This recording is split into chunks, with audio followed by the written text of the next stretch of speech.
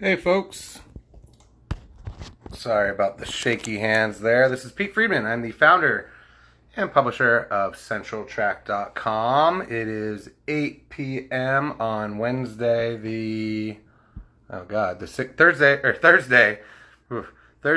July 16th. It is 8 o'clock, according to the clock tower atop the Friendly Mercantile.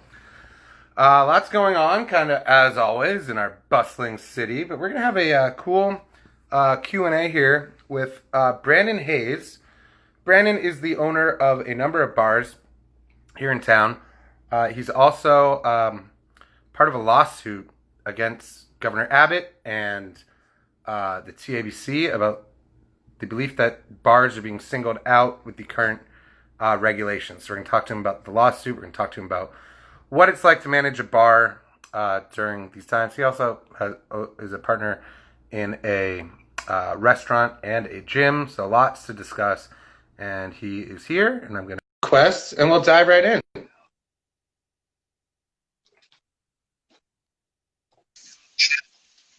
Brandon. Howdy, can you hear me? I can hear you fine. Can you hear me all right? I can indeed. Well, thank you for taking the time to join us this evening. Where are you at the moment? Are you at home? I am. I'm at home. I'm watching my beautiful baby mama to be cook some chicken right now. Okay, cool. So as I was saying in the brief intro, you are a man with a lot of you got your hands in a lot of pots around town, as we do in the background. What are I know. Let's just kind of run down kind of what you're involved in, the bars that you own, the restaurants, and also the fitness company as well. Can you quickly just explain that?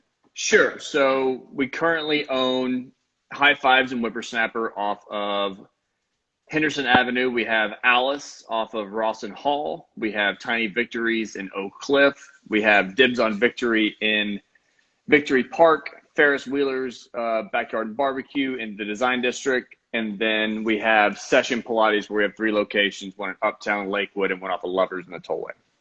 So obviously these are all things that have been very affected by the pandemic. Yeah.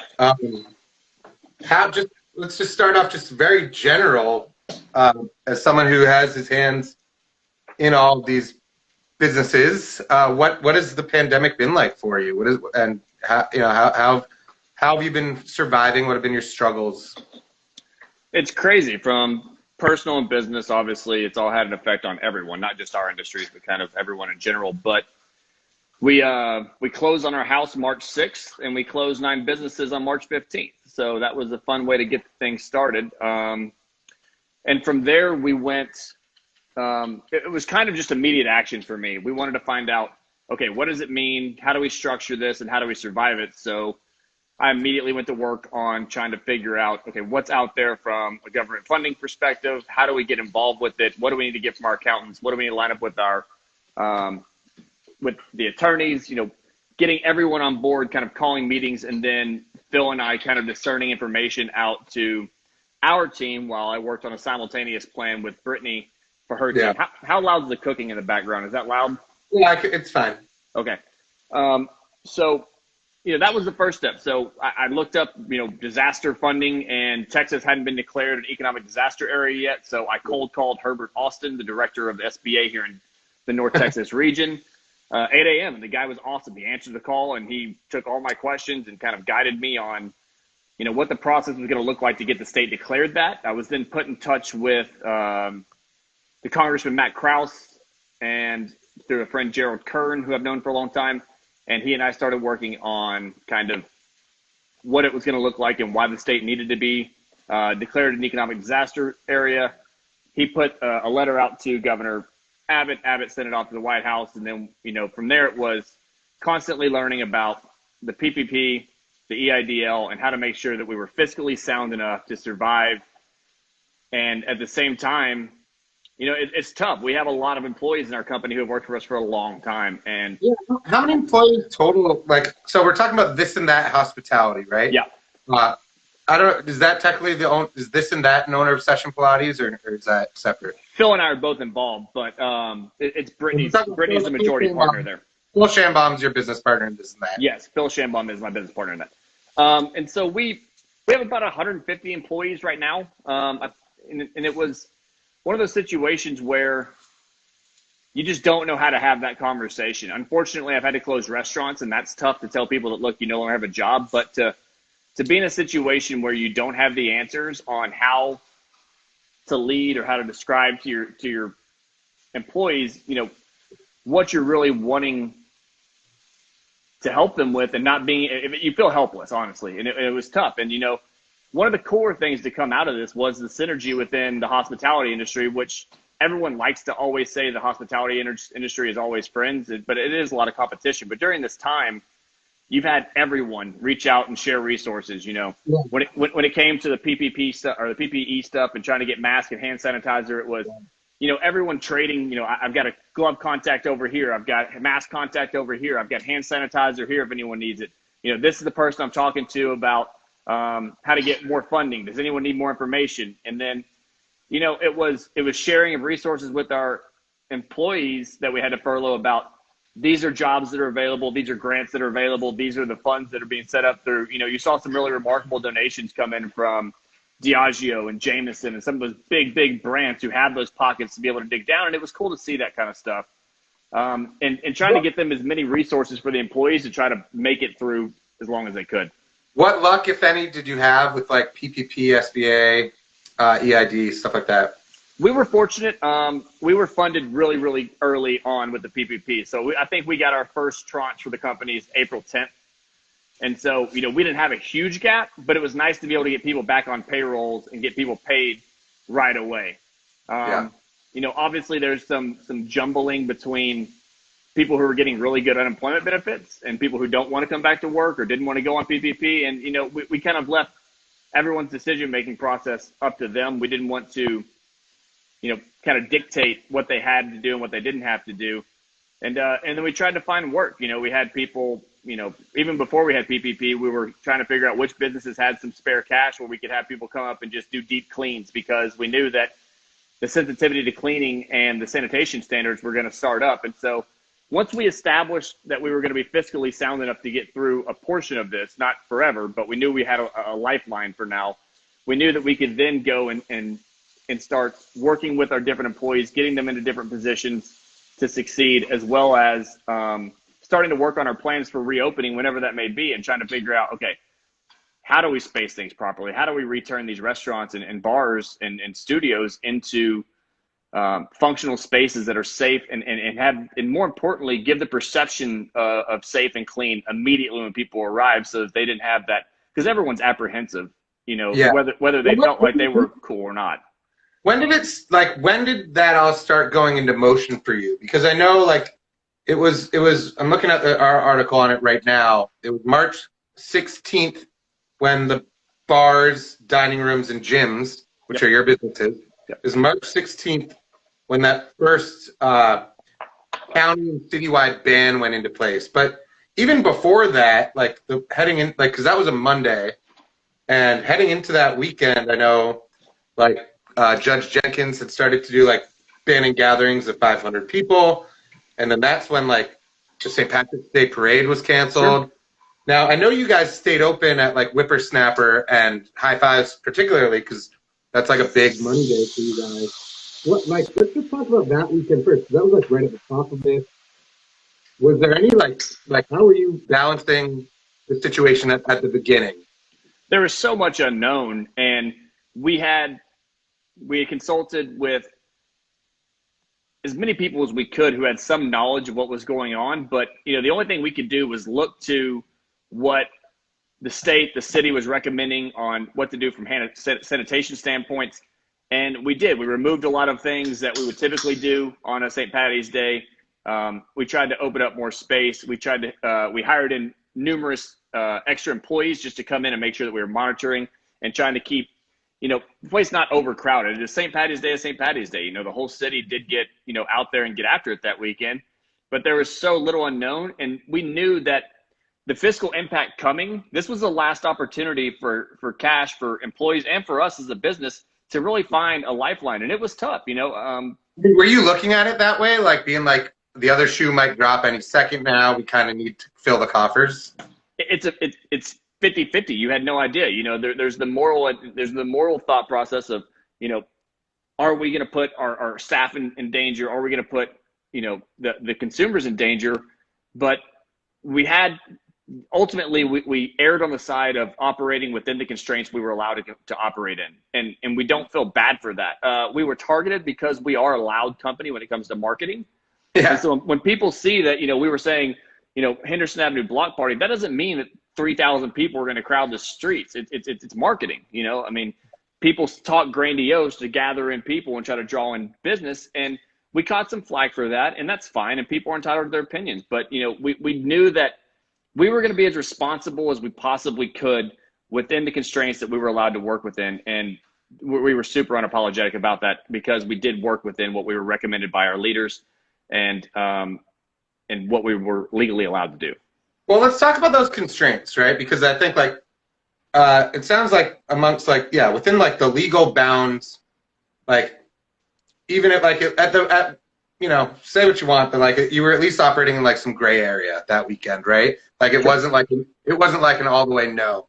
But, like, in the days and weeks that followed, real regulations did come into place, and more information started to come out about what was going on. And like I said, on that Monday is when they announced the closure of bars, dine-in service at restaurants, and gyms were shuttered. Sure. Those are the three businesses you've been operating. I think it makes sense to kind of approach each individually. Like, let's talk about, like, just because I guess it's the most separate of your assets, like the Session Pilates. How has Session Pilates been affected by this? What's the status of them, and what's been going on with Session Pilates? Sessions ran by some really phenomenal women. I'm biased, obviously, with my partner, wife, whatever we want to call her, Brittany. She does incredible work, and, you know, she's incredibly tender-hearted, and, you know, it weighed hard on her. You know, even that weekend leading up, you know, her and some of the other fitness leaders in the community were having conversations about when is the appropriate time to close. The same thing we were doing with the bars. And so when it did close, she immediately went to a thought process of, okay, how do we try to maintain some capital for our instructors, and she knew I was on the case of how to make sure we're fiscally solvent within the businesses. And so she went into, you know, how do we pivot this to make sure we can keep our community involved and make sure we get some of the cash in the pockets of the instructors. So she pivoted to Session at Home, where she's created an absolutely wonderful online platform for everyone to be able to capture onto and to try to feel like that sense of normalcy. And that was kind of the conversations we kept having with her director of marketing, Molly, and with the director of quality control, West. And those three ladies, they put together an outstanding product. And, you know, it was nice for them. They got to feel a sense of normalcy as they were putting it together, as they kept themselves busy and they weren't just filtering themselves through the news cycle every day. Yeah. But they also created something to where the community responded to it, and responded to it in a big way, as they did it for free until I think the middle of April. They kept it free. And through doing that, they saw a lot of their community pour, you know, resources out through them, through donations, to where they were able to make a pretty substantial dent in, you know, the worry of some of the team that works for them. That's great. What is the status of, I actually don't know off the top of my head, I can look it up, I guess. What's the status of gyms right now? Because that's what, like, right, Session Pilates falls under the umbrella of gym, right? Yes, I believe that gym is an all-encompassing, I don't think the same way that they've singled out standalone bars, they have not done anything to delineate the lines between big gyms, like small gyms, boutique gymnasts. Yeah. So right now, they're working within the constraints of making sure that they can keep 6 feet between all workout equipment and within the capacity constraints. Luckily, you know, we're in pretty good sized spaces, 2,000 square feet or more typically, and the max class size is 15. So there's plenty of room to be able to move that around. And as anyone's been to Session, they know that when you check in, it's a process. You know, you walk in, you can't, you know, we've extended times between classes. There usually is 10 minutes. Now there's 30 minutes between classes to where they can really get around, deep clean the entire venue. When you walk in, you can't come in at certain times. You have to leave pretty quickly after. You're assigned lockers. There's, distancing on the ground. Do the clients do they have to wear masks? Clients have to wear masks. And think about a restaurant rules right now. When you walk in to dine, you have to wear your mask all the way through the experience until you get to your table, and then you can remove it. And then if you get up to do anything else from there, you have to put your mask back on. So they've and the responses they've gotten from the clients they have coming in has been overwhelmingly positive, and the reviews reflect that as well, saying how safe the space is and how well they've done with that. So I'm really, really extremely proud of what she's done with her businesses, and especially with the session at home that I encourage people to check out as well. No, that's cool. I think my fiance has been doing yoga over Zoom. Yep. And some of the stuff can be done over technology. And I mean, look at what we're doing right now. This isn't something we were necessarily doing before all this. So it's been interesting to see the way technology has shaped some of our capabilities. And I don't mean our subtract, I mean all of ours. Sure. You kind of already started the transition, which I was going to make to a restaurant, right? So currently restaurants, I believe it's 100% capacity outside, 50% inside. I believe 50% is still. I think it was 75. And then they reduced it back to 50. How has that been to juggle? I know certainly, if you look at Ferris Wheelers barbecue in the design district, yep, that is an outdoor space. Sure. So the troubles that you're having are whereas Alice on Ross and Hall, yes, that's a very intimate, small inside space. Sure. So you're really dealing with two different ends of the spectrum there. Can you walk me through what it's been like as a restaurant owner through all this? It's difficult because so running a bar like Fives or Whip or Tiny, those have smaller. I might have lost you for a second there, Brandon. Can you still hear me? Can you reconnect? Oh, I got you. I don't know which one of us disconnected, but we're back. Okay. So good? Yeah, we're good. So tell me again. So yeah, you were saying it's difficult. Obviously, what precautions are you guys? What have you implemented at both places? So Alice is Justin Kalhoff has done a great job over there with really putting together some great systems. I mean, we're temperature checking as you walk in. Obviously, our team is temperature checked and logged on a daily basis. Bathroom checks are logged and checked out. All of our silverware and your shared plates are kind of your starter plate you would get at a restaurant. That's also saran wrapped after it's clean. So when it's brought to your table, it's being unpackaged right there at the table. You switch to plasticware. No. We have our traditional silverware that goes through the cleaning process and the plates, but we wrap the whole thing in saran wrap to make sure there's no contamination that happens until it hits your table. So kind of like the process of where you will ship off your napkins or your bar naps to a cleaner. So yes. You're shipping off your silverware to a cleaner. No, we do our cleaning in house, but once it's rolled and so fresh linen comes in.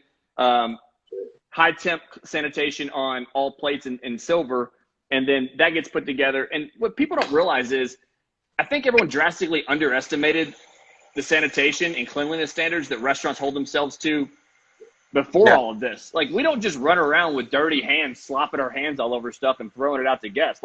Yeah, I know. I learned to sing "Happy Birthday" while washing my hands when I was waiting tables. That's you learn a lot. No, seriously, obviously you grow up and you learn wash your hands if you go to the bathroom, wash your hands before eating. But the idea of the 20-second thing wasn't something that I learned until I worked in the restaurant industry. Yeah. And responsible places anyway, sure. But so as far as Alice is very small. What is Alice's capacity in a perfect world? 30? Pre-COVID or now that we're in COVID? Pre and then now. Pre-COVID, I think we had about a total of 60 seats. I think we utilize about a third of that now at a per-seated basis. Maybe a little more if we're utilizing the patio space and some of the extra spaces that we have.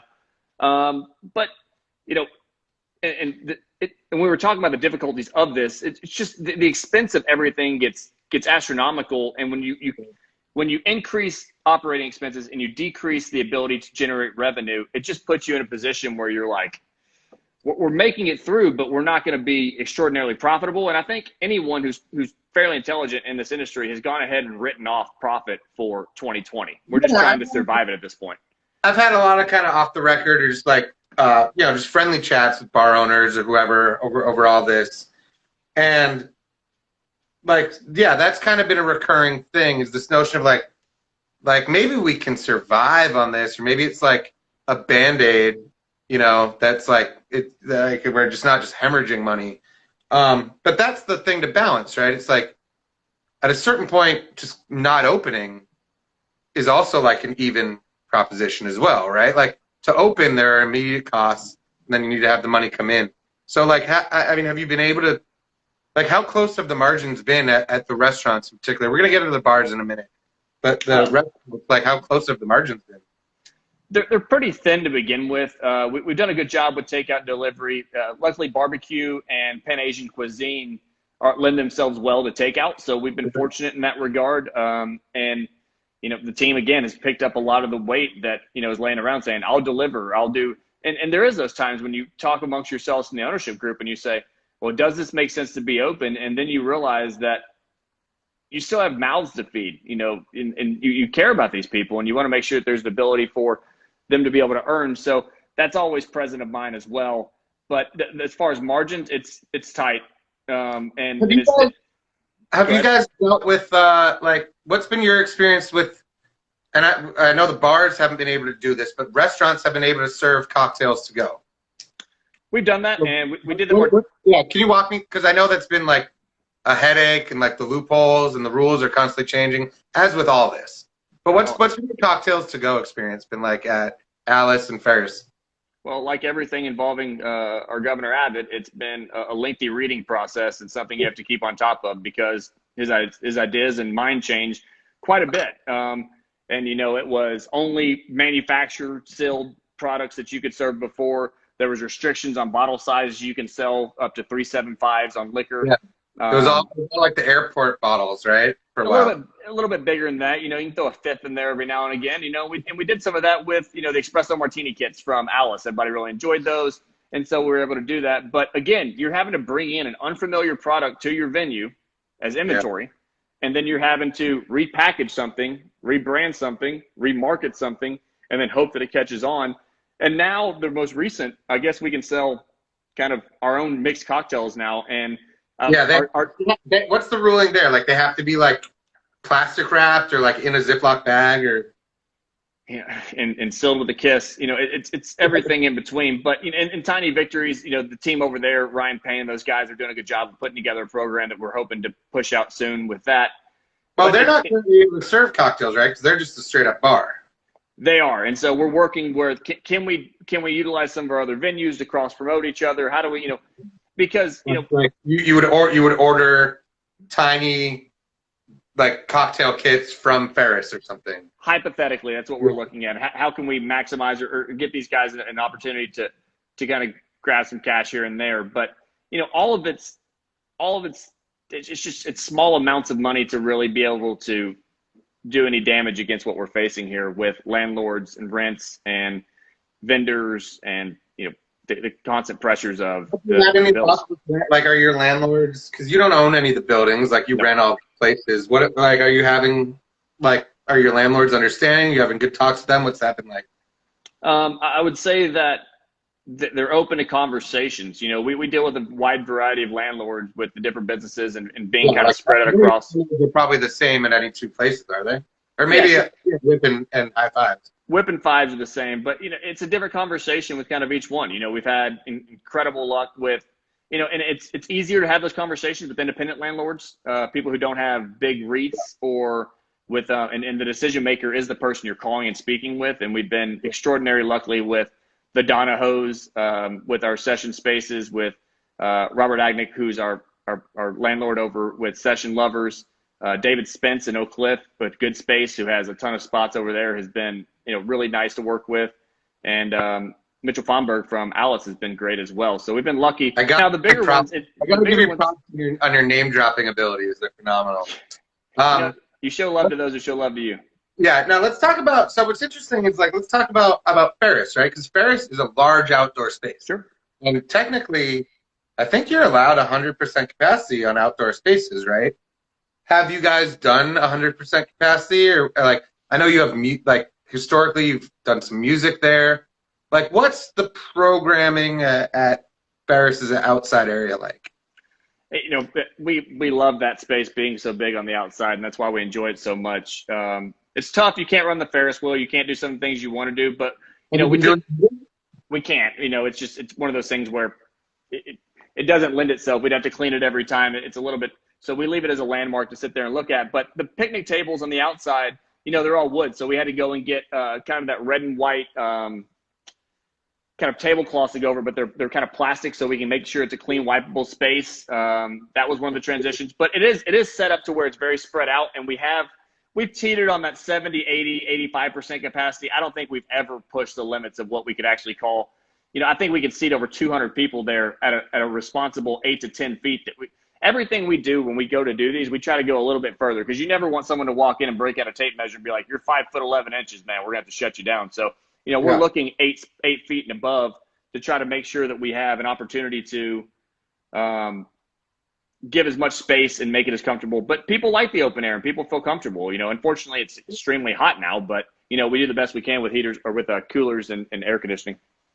So okay, so let's but the largest aspect of your portfolio, I think it's safe to say, is bars, right? Or at least the volume of places you have. There's, I guess, if you factor in the number of Sessions Pilates locations, maybe it's different. But like, yeah, we're talking Whippersnapper, High Fives, which serves food, but certainly it's not a 51% spot. No. It's a bar. It's a bar. Dibs on Victory serves food, but it's a bar. Dibs is open. It's about 55, and so the actual change on that is actually 60% booze. You have to do 40% food. I believe there was a change a year ago or a year before. Oh, really? Yeah, I think it's 60-40 is the actual hard number, but they're calling it 51. There's restaurant, you mean? Yeah, and so to keep your F&B license as a food for serving restaurant. Okay, so Dibs actually works as a restaurant then. Yes, sir. Oh, interesting. Okay, so we're definitely talking about Tiny Victories, Whippersnapper, High Fives. Yep. Am I forgetting anything else? When was the last time those places were open? I guess bars were reopened for a minute at like 25% capacity, right? 100% outside, 25% inside. Yes, sir. I guess you have an outside space at High Fives, but the other two really don't. Nothing to speak of as far as outside spaces. Tiny has some outdoor spaces, and we applied for what the city did, which was smart, was the parklets that they were allowing. And so we had a boardwalk that runs the back of that whole center. And again, our landlord was gracious enough to work with us on that and get us plugged into where we could use that, which we did, and that was great. And then Whippersnapper, we kind of just extended the front side where you kind of walk in. That was a patio area, and we just put some more tables out there. But that was the outdoor spaces for those. Was that did you have that sense, like we were talking about, where like, was it even worth it to open at that capacity? It's different metrics, right? So it's lower overhead to run those. You don't have a kitchen staff. You don't have chefs. You don't have any of. So it's easier to run those from a profit loss perspective when your overhead is shrunk. But you know, we know those. I mean, High Fives turned 5 years old during this whole pandemic. You know, Whippersnapper's 4 years plus. Tiny Victories is plugged into a community in Oak Cliff that just endears itself to it. And it doesn't try to do too much for the neighborhood. So they all have really loyal followings, and we knew that it would be worth it if we could get those back open. So you were seeing crowds showing up. I mean, do you think, like, is there a demand for people wanting to go out to bars right now? I think you see it. I mean, the restaurants that are open you still see people going out, and there's no doubt about that. So there is a demand there, in my opinion. Right. So I guess when I'm trying, I don't have the date off the top of my head, but it was certainly, I guess it was late June, I guess, right, when Abbott kind of flipped on that, when the numbers started spiking, and he specifically targeted bars, right? Bars were kind of the only, like, I think the capacities were lowered on some other possibilities, but bars were put back to just like, no go, gotta close. At which point, I believe, at least in this article I'm looking at, it was July 1st when it was announced that you and some other bar owners in town, and maybe outside of town, I don't know, we'll get into that, but you filed a lawsuit against Governor Abbott and the TABC. Can you walk me through who else is involved in that? Because I know in some of the articles that I read, which were like right when it was announced, there was a lot of like, oh, so-and-so is probably going to be involved. So I'm just wondering at this point, like, who is involved? How many other entities? Are they all Dallas? And what is your ultimate aim with the lawsuit? Well, first of all, Pete, I don't think we should overshadow the water tubing industry as well that was also shut down with us in the past. Yeah, of course. Sure. But so the group that's there, so there's three that I know of, different groups that are suing the state, TABC and Governor Abbott in his capacity as governor. One in Houston, one in Austin. The Texas Bar and Nightclub Association has their own one in Austin. And then we had a group put together here. Currently, but these are separate groups, right? You're not working with them. Okay. Yes. So who's involved in the Dallas group? Yeah. So there is collaboration between lawyers. We have put everyone in touch, and they are working together, which I think, again, we've seen a lot of synergy in this industry come about. Currently in this suit, we have our three entities. Milkshake Concepts has Stir and Citizen involved. We have Play in Austin, Play in Austin at 6th Street with those guys. And then we have one other venue out of, I believe, Terrell that's involved as well. And that's the current group that we have involved in just this one. But the numbers are pretty large on the size of the groups from Austin and Houston as well. So it's a collaborative effort, and we like that it's a collaborative effort, so it's hitting him from multiple pressure points. What specifically is like what's the suit asking for? And why file it? Well, let's talk about the why first. We have no intention, and we don't even know if we won this suit right now, if we were granted the temporary restraining order. I don't even know, and Phil and I have discussed this at length, we don't even know that we'd open right now. We don't even know it's the smartest thing to open right now. Right. Our goal was never to be able to be open. Our goal was to not be singled out. And the biggest fear was, I've spent a lot of my life building, I'm 36. I probably spent a little over a third or more of my life building my career in this industry.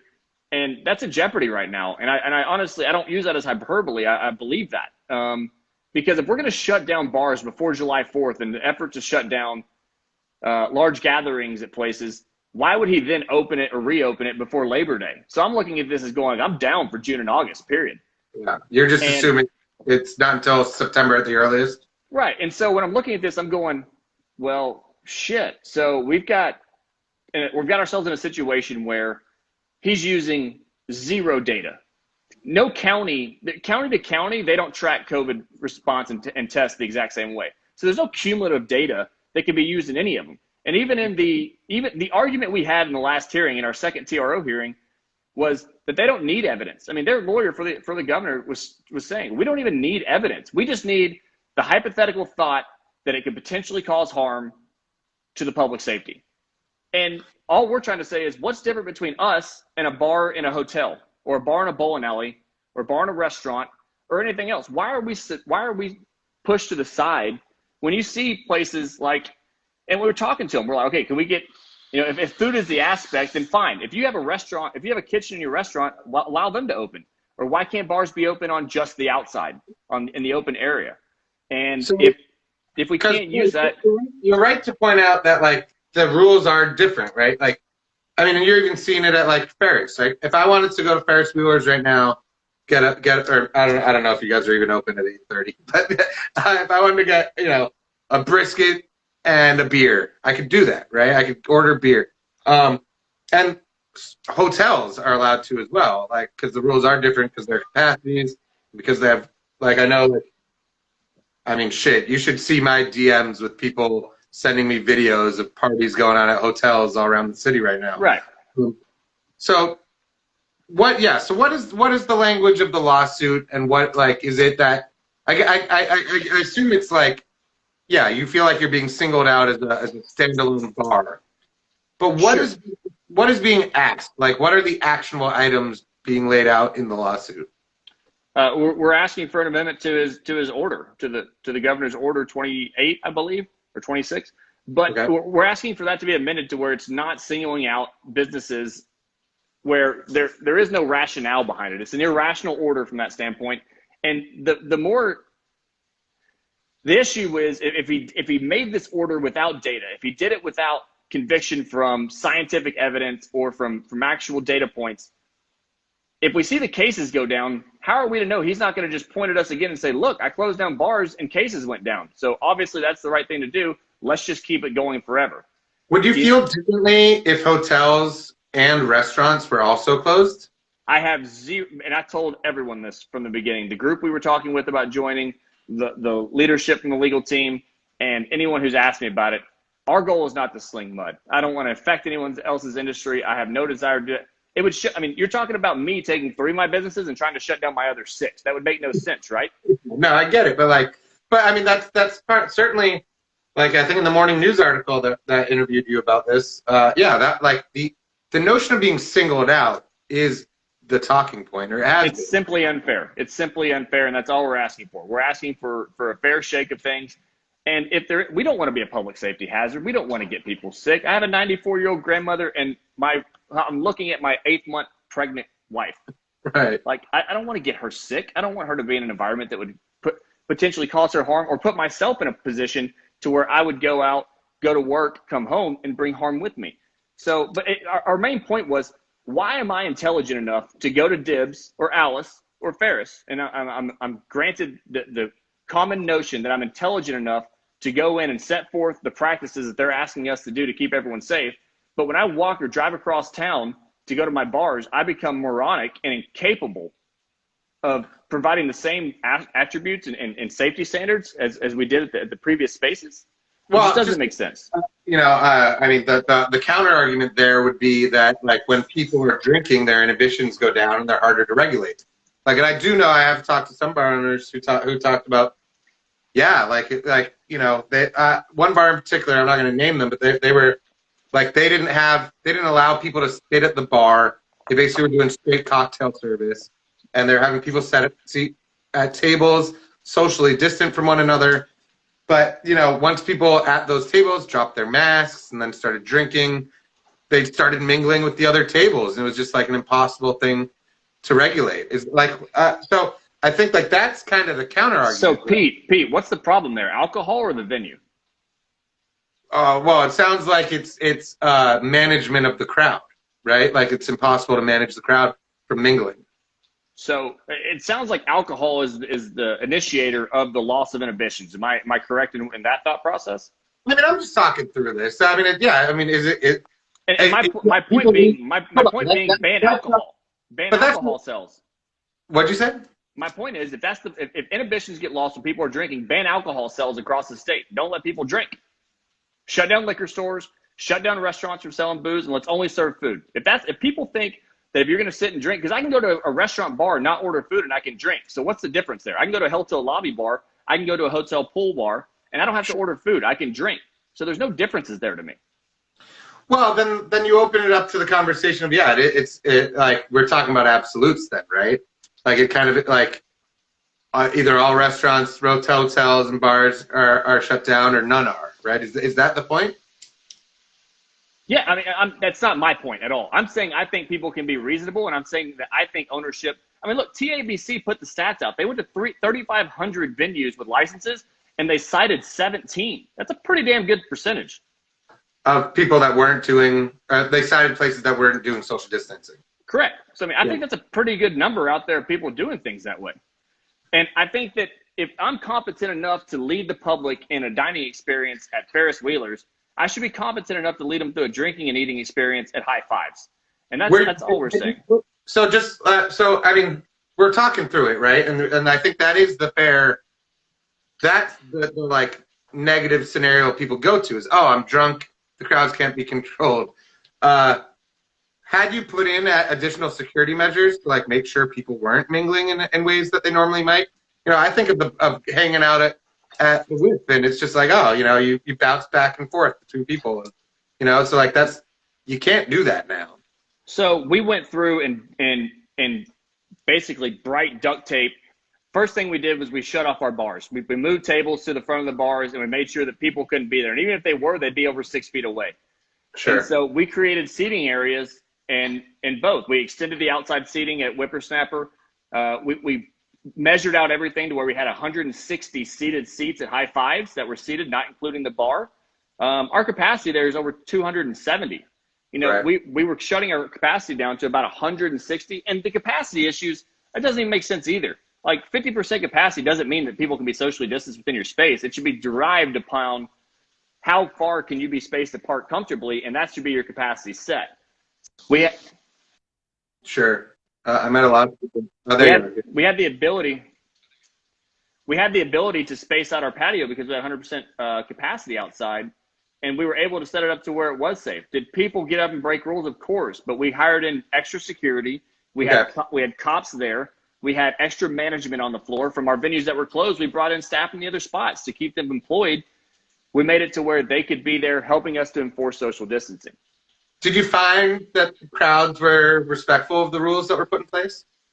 It's like everything else. It's like mandating masks, right? Some people are going to be for it. Some people will be against it. We removed the ones who were trying to cause a problem and trying to make a joke of it because, look, again, like we said, we care about our team. We don't want them sick. We had no desire to have them sick. And we wanted to keep the space as safe as we could. And we didn't allow it to get outside of that because we knew that we'd be under scrutiny. Right. It seems like one of the differences, one of the frustrations with Abbott right now is that, you know, Texas is a big ass state, right? Yep. And like I can totally understand someone in like fucking Marfa being pissed that they're being judged by this, or even a smaller town than Marfa, right? Some small town out in Bumfucksville, right? Being pissed that they're being judged by the same level that you guys are. The very first bans weren't statewide; they were countywide and citywide. Yep. But they did target bars in the same way.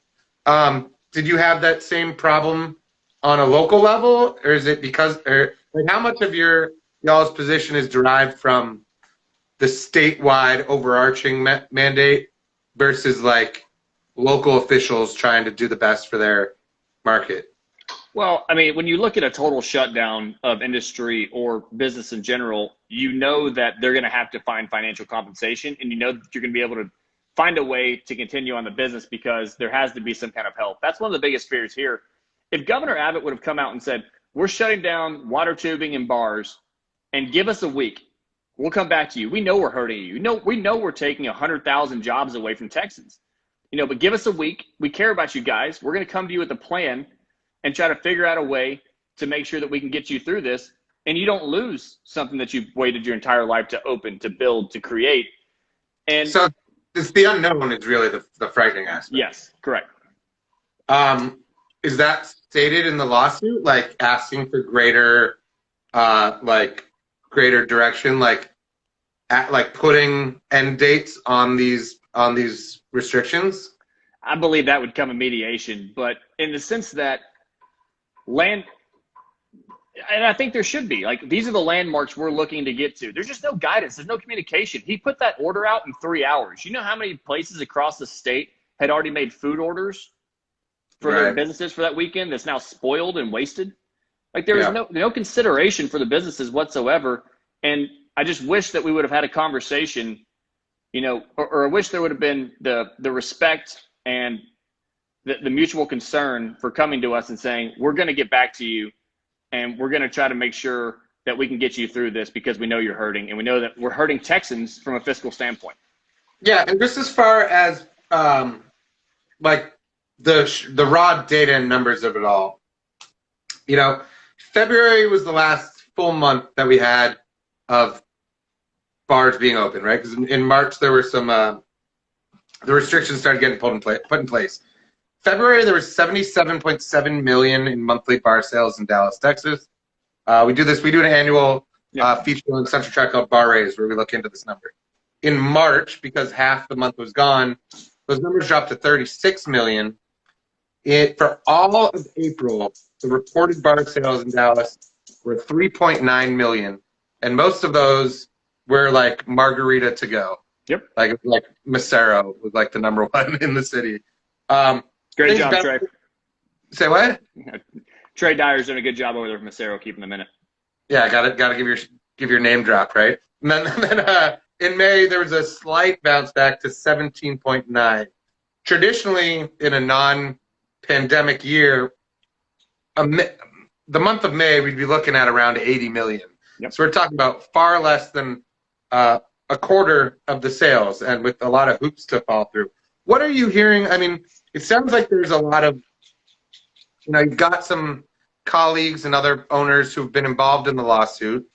What are you hearing from others in the industry? And is there,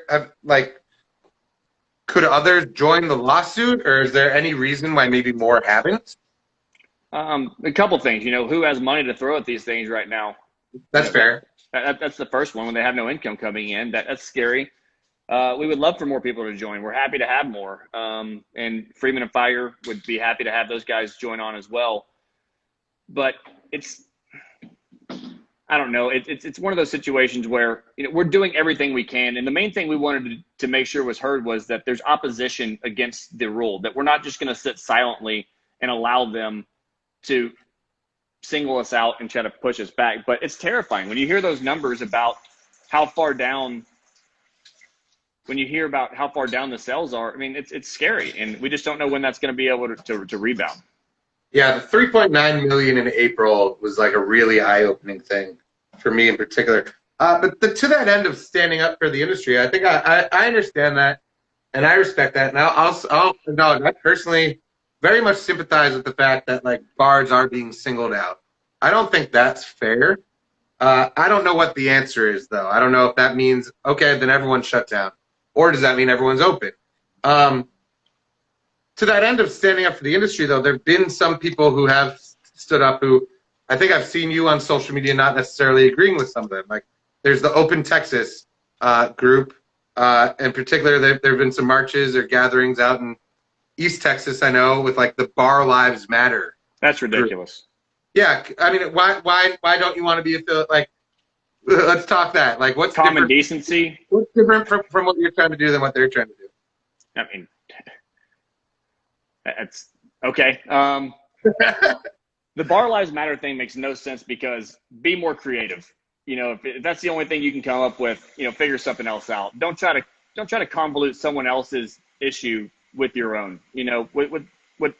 What's happening in that regard is far more paramount and completely different than what we're dealing with. What we're dealing with is our livelihoods, and it matters to me because I want to be able to provide for my child. I want to have the life I've come to know, and I want to continue to create jobs. That's just part of what we do. We create jobs, and we have special memories with guests in our place. I can't tell you how cool it is when somebody comes up and goes, I met my wife in your place, or we're celebrating our anniversary. We met her 3 years ago. That's the kind of stuff that really matters, and that's the kind of stuff that we want to be a part of. I want to reiterate, we have no desire to be a public safety, a public hazard to the safety of any Texans. We don't want to do that. We have no desire to do that. And like I said, we don't even know that we would reopen if we were granted the TRO. But we just want to be treated fairly. And anyone else who's using this platform or this fight to speak or be around the subject of anyone else's, just leave it alone. You can support multiple causes with common decency from different avenues. It doesn't have to be, I'm only supporting this or I'm only supporting that, or I'm going to try to look. There's been a part everything going on in this country right now has become partisan, right? To the point of frustration. Is there danger?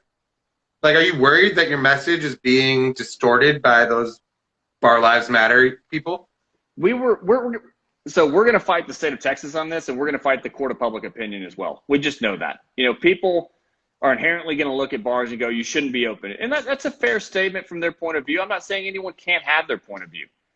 I'm saying that I want to be treated fairly as a business and a business class and not be lumped into a sidestep without any data. If they would have come out and said, we've had 1 million tests done on the age ranges from, and they were using young ages. Of course we're going to be out more. We're the ones who go and shop for our grandparents. We're the ones who go and shop for our parents. We're the ones who go out and we're the working force. Of course our numbers are going to be higher than everyone else's because we're the ones who are active.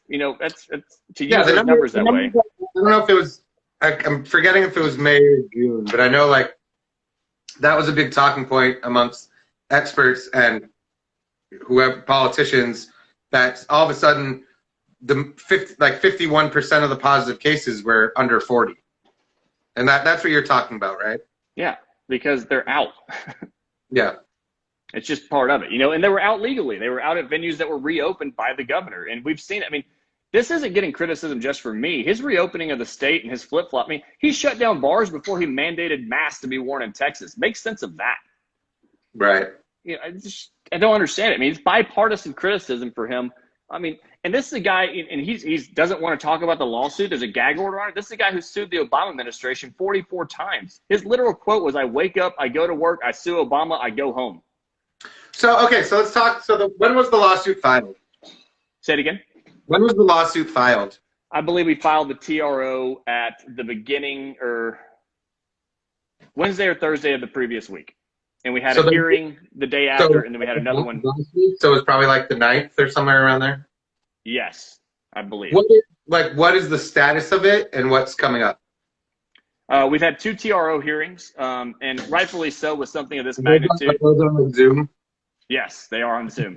We had an associate judge who was very kind and heard the case, and we had Judge Hoffman, I believe, hear the second. Your lawyer's talking for you, I assume, but are you present in those meetings? I'm watching. Yes, I'm present for it, but I'm definitely not intervening or trying to be in the way of it. And I saw someone in the comments say, "I hope I didn't write the lawsuit." I absolutely did not. I don't pretend to be a legal mind, but it's one of those things where, they heard it, but of this magnitude, I don't think the TRO was ever going to be the real course. I think we're going to try for it again. But the injunction hearing has been set, and it's next Tuesday we'll have a hearing, and then the following Tuesday will be the injunction hearing. And that's where we have evidence. That's where we can have discovery. That's where we can, and we're looking to depose Governor Abbott. He needs to answer for his decision-making. So, okay, you said next Tuesday, so the 21st is the first injunction hearing? That's that's a jurisdiction hearing, but we think that'll be moved out of the way, and the following Tuesday will be the injunction hearing. And then when would a judgment come down? At the injunction hearing, if we do get the injunction, then we'll be allowed to reopen. And forgive my lack of legal knowledge here, but if they find that it's unconstitutional, I believe all bars in Texas will be allowed to reopen at that point. Now, you mentioned the other lawsuits. Are they also in a similar time frame, or do you know? The Wednesday after our injunction hearing, the Austin group has a hearing for federal in the federal courts. They have the same thing we have. We sued the state. They sued federally. Gotcha. Okay. So they have a federal injunction hearing the day after our state of Texas injunction hearing. But different, there's different audiences as far as judges who are going to be hearing this. Correct. Okay, so then really, we're in the thick of it, right? And by the end of the month, we'll have a sense of whether this was a success or not? I believe so. And again, this is, we hope that the judge hears the evidence and the facts and sees that this is a fact-based issue and that we're allowed to be able to reopen. Yeah. So okay. Let's say you win the injunction. I know you said you don't know if you'd open immediately. What would happen at that point? Let's talk hypothetical. Do you open immediately, or what checklist do you go through?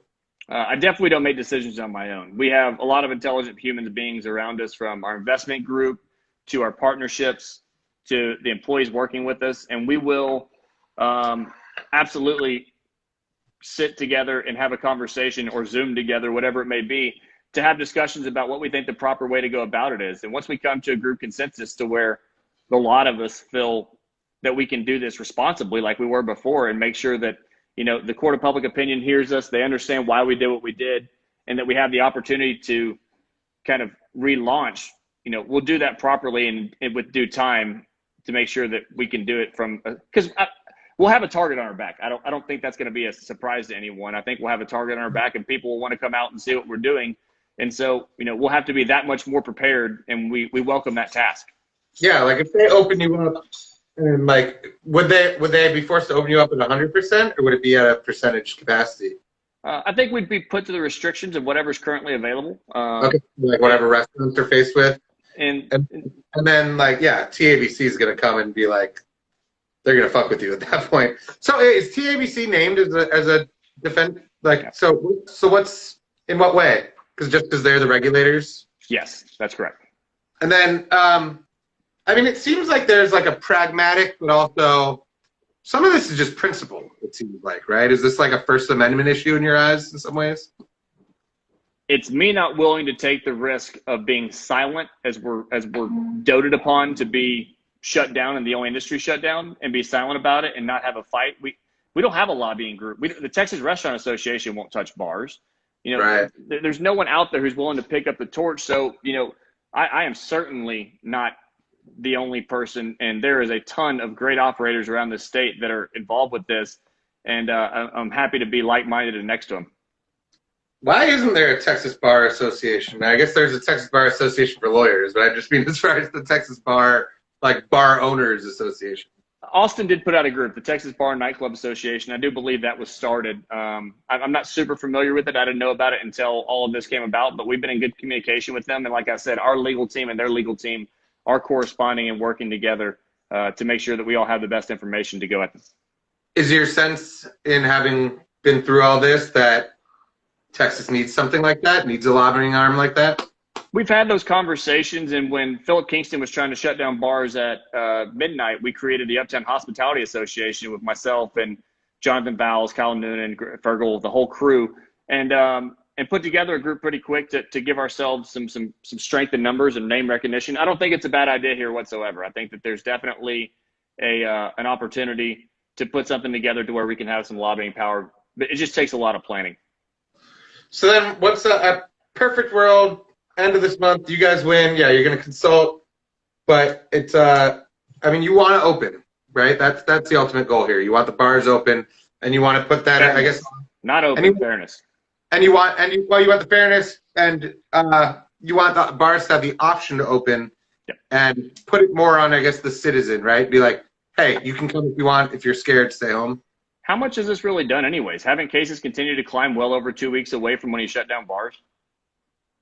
I don't know. In Dallas, we crested above the 1,000 mark daily, but it's been flat to a degree. Like I think we peaked at like 1,200 daily cases, and then we've been between 12 and 1,000 for like about a week and a half now.